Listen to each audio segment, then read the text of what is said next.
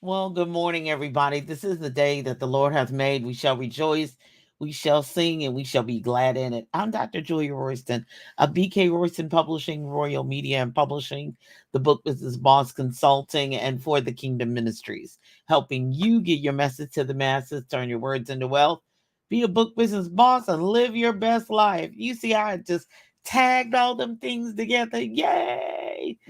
So, we're talking about the real assignment, the real assignment. So I know that we are embarking on, we're already in the endings of Lent season.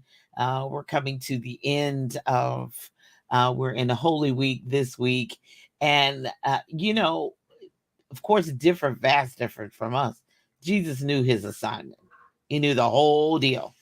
Remember, he was all human and all divine. So he knew the whole beginning and end, the whole ramifications for this cause, the real assignment for this cause. So, but sometimes we don't get. He doesn't give us all. We see the end, but sometimes that middle, we don't sometimes understand. So let me just tell you this. So when I came back home, moved back home from Cincinnati, Ohio, loved Cincinnati, loved being there, loved living there. And I've told this story many times, but it just seems fitting because I've been in reflection mode. And so when God told me to leave Cincinnati and come back home to Louisville, I was devastated. I love my job. I liked it. It was challenging. I was learning a lot. I was making good money, the most money I'd ever made in my life.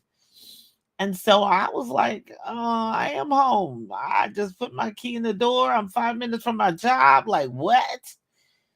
But God had a plan. Now he didn't tell me the whole plan. Just like he's not telling all of us the whole plan. But when I came home, I was limited in where I could work. All the law firm jobs were all taken, locked in, sold up. None of the law librarians were leaving. And I did have my master's degree then, but they were like, "Oh, Julia, we'd love to have you, but we don't have no openings. We don't have no openings." So, so I have to truly say that for that, it was ordered steps.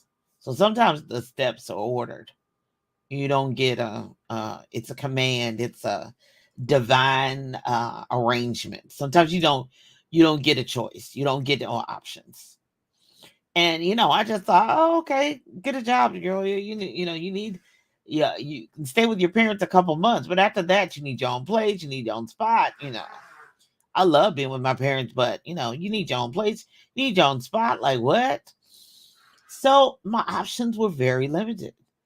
I knew I heard God's voice. I knew I was back home where I needed to be, but where was I gonna work? What was I gonna be doing? And I hadn't had this master's degree but about 2, 3 years. I'm like, I'm gonna throw this paper on the table and see what happened. So there were limited options. And of course, as God would have it, my dad was on the board at Presentation Academy. He was they were wanting minority students, and then just by God's divine order, the librarian was now the leadership uh, person, and she was doing a leadership program that they had. And then of course, as God would have it, you look back on it now, you like, okay, this was a setup all the way around. Because the money was much less. Oh, Jesus. Oh, just the pay was horrific, but it was a job, okay? It was a librarian job. It was a new environment. They were willing to work with me. I didn't have the school background, but they were like, oh, you can get that at Spalding. We'll make that happen.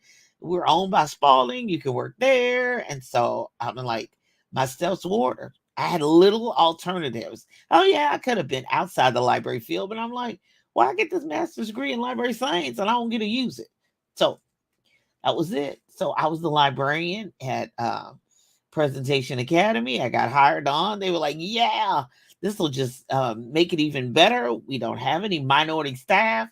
Okay. So I became the minority face representation academy as well. My dad was on the board and I was on staff. Hey. And then eating lunch, we getting ready to start school, and she's got an apartment, the same librarian's job that I took. She's got somebody's moving out and she's got an apartment open. And I'm like, oh, I need somewhere to live. So sure enough, for 10 years, Kathleen Hall was not only my co-worker, but she was my landlord for 10 years until I got married. When I moved out, I got married to Brian Royston. So, talking about ordered steps, everything was ordered. That's where I was supposed to live. That was the community I was supposed to be in. I was supposed to be in the city. And then my steps were ordered. But I still thought what I had in my mind was, I'm going to leave here. I'm not staying here. So I applied to all these jobs everywhere. Nothing. So that's where I'm talking about no options, no alternatives, one choice. When God's ordering your steps, the real assignment is, you got to be in the place, and then you got to say, and I've been through this, so I'm able to help other people now. Because then I was like, oh, I'm leaving this. I'm not only going to be at this place. I obey God, so I'm only going to be here a year, and then I'm going to be out. Little did I know. So then, okay, they keep turning me down. I got to, I probably had more opportunities when I didn't have a master's degree. But with the master's degree, I wasn't getting nowhere. I was like, people like, no, you're overqualified. Oh, no, you're underqualified. Oh, no, sorry, we hired somebody else. Baby, you talk about ordered steps. No options, no alternatives. One choice, this is it. So when you're not able to move, you just keep going. And year one, and I'm like, oh, I'm moving. Year two, year three, year four, opportunities came. And so in my heart of hearts, I'm like, I'm gonna get out of this soon. I'm gonna leave this soon. And then second masters roll around. Well, I'm not doing nothing else. So I might as well going back to school. I can go to school for free. La la la la la. I have to. So the real assignment for this cause, Jesus knew it. He knew he was going to the cross. For this cause was he born, came into the world. But sometimes we don't know it. We don't know fully what the reason is, what the purpose is, and what the positions are. We don't have a clue. So therefore, and that 10 years I was in presentation, I had unclear consistency. I was just consistent, kept moving on. Oh, yeah, okay. I felt like I was marking time, but I was doing a lot. I was traveling. I helped establish a library in Jamaica. Bishop Jackie McCullough was doing something. She said, I need librarians. And I'm like, yeah, didn't know I was only going to be the only librarian, but, I brought a team. Hey, I traveled. I worked at conventions. I was on staff. I making less money and did way more. I'm going to tell you that. Way, way, way, way more. But God opened up a door because I was in the right place. My steps were ordered. I was in the place where he wanted me to be. It wasn't necessarily where I wanted to be. So I was consistent, but he didn't give me the plan. He didn't give me the what I was going to be doing. He didn't. Unclear consistency. And then, but over time, okay, 10 years, I meet a cute guy. Yay, I'm getting married. And, the prophecy was like, you won't go to the next level until you're married. So I'm still consistent because this is what I got. What's in your hands? Okay, you work with what's in your hands. And the old folks say the cards you dealt, and you just keep moving. But it's still inconsistent. Like, okay, well, why are we here? What are we doing? Got married, moving along, music, projects, just all kinds of stuff. Working. But did not realize that it's preparation for purpose. But it was really hidden. I didn't have specific instructions. And child, when I got with them little elementary school children, I was like, I'm on punishment. Somebody doesn't like me. I cried every day. Baby, it was awful. It was awful. And one day I was in a pouting mood. It was probably my first 2 years. I was still in the library, elementary school. Kids was running around. They was doing their thing, but it was just noisy and loud, and they was having a great time. And I'm standing there pouting, going, "What in the world am I doing here?" And that's the reason why I just kept being unclear but consistent. But I'm standing there praying. Now I'm praying. They talking about prayer in schools. Baby, I prayed every day. And I'm praying. I'm standing there. I'm going, what in the world? Attitude, all attitude. I said, what am I doing with this? I don't have any children. I I don't want to have no child, but good God, what am I doing here with these little kids? I'm a corporate raider. Hey, I was at a Fortune 50 company. Like, what the world am I? This is, I was attitude. Like, honey, God heard me. And I didn't even say it out loud. He heard me. And he said, if you can lead these people, you can lead these little children right here, you are leading a nation. You best believe I shut down right then. I said, yes, sir. And I because, he was like, I'm preparing you for something. This is not just, you are not on punishment. This is a part of your preparation. This is a part of the journey that I have for you. Look, girl, get yourself together, get your act together. And then I realized I needed to be, more training. And so then, therefore, because at first I'm like, this is temporary. Let me just figure out how to get through to get through so I can get on to the next. And that at that moment, I really took it seriously. Like, I'm here on assignment, the real assignment. The real assignment was for me. And the real assignment was to fix me and prepare me for the real assignment.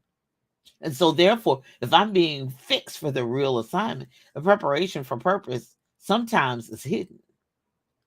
It's hidden in your saying yes. It's hidden in you taking it seriously where you are. You may not like it, but you got to understand it. What's it for? What am I? So now, from the last probably 20 years of my life, I now look at situations a little different.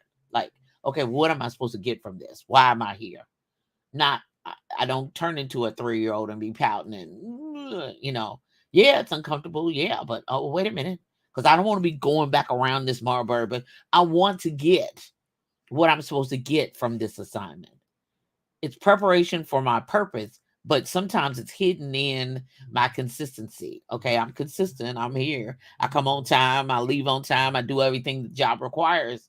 But sometimes it's consistent in my attitude. Sometimes it's consistent in what I'm supposed to learn, how I'm supposed to be organized. There's a reason why God didn't just pop me down here for no reason.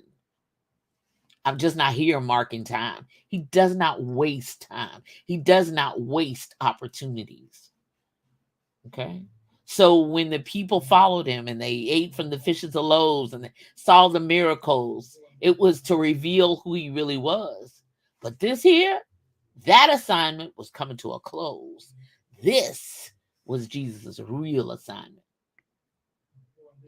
And Holy Week was when the assignment came to an end, and all the, as the old folks say, ducks in a row, and all the things were done, and all the scriptures were fulfilled, then were revealed and relevant. Everything.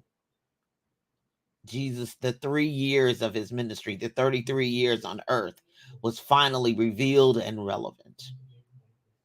The crucifixion, the suffering, the pain, the beatings, the nails, the thorn, the sword in the side, all of that was revealed and relevant. You will be revealed and relevant.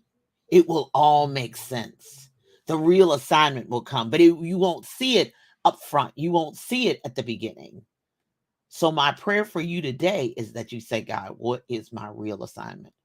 What am I really here for? What is the real reason why I'm on this spot? Is it for me to change the way I live, change what I do, change how I behave, change my attitude, understand that what I really want. God's not going to give me what I want because I won't change this. I won't learn this. I won't fix this. I won't, I mean, I have to confess, and I'll be totally transparent with you. A right relationship with money was an issue for me, but I didn't realize all of that. That was really key because my husband has a great relationship with money. He's fantastic at it, but I didn't. So a part of that preparation piece was getting a right, get your money together, get your coins together, get a right relation. What it's needed for? Yeah, sure. I love to shop. I like new stuff, not shiny and bright. But what's the real reason for bringing money in my hands, opportunity in my hands? What am I really supposed to be getting out of this? How am I really supposed to handle this situation? What's the real assignment here? What am I really supposed to be doing and getting? And as I get older, it's more revealed and it's more relevant that all of that was a part of it. Hearing God's voice, knowing when he said move, knowing when he says stop, knowing when he says go, knowing when he says turn. It's been really happening all my life. Having a love for reading, having a love for books, being in libraries for 30 years, being a librarian for 30, have 2 masters in library science. That's not an egomaniac thing. That's somebody who was prepared for the life that you're doing. So now I'm a curator everywhere I go. I have a collection and I'm a curator everywhere I go. And I see gaps in my catalog, and I see gaps in my mobile library, my mobile bookstore. And people make suggestions of stuff I need to buy. It's all relevant. It all makes sense now. I'm 60 years old, but it all makes sense when you take, that old song, when I look back over my life and I think things over, I can truly say, and I'm a testimony. It all makes sense. But understanding the real assignment. So, I get in my feelings. Yeah, I'm like, I wish, and I won't change, and I wish I could fix, but I can't. So then when I'm in that ordered steps, no options, no alternatives, this is the choice, these are the cards, this is the opportunity, this is the purpose, this is the position he's put me in, then I have to say, okay, wait a minute, all right, cry your eyes. Okay, what am I supposed to be doing here? What am I supposed to be getting out of this? How am I supposed to be changed, transformed, so I'll be ready to complete my assignment? So I will be relevant. So I will continue to have it revealed in my life. It's a lot. So the real assignment. So that's my charge to you. Yeah, enjoy Holy Week. Do all that. Easter eggs and bunnies and we're gonna eat chocolate candy till we full.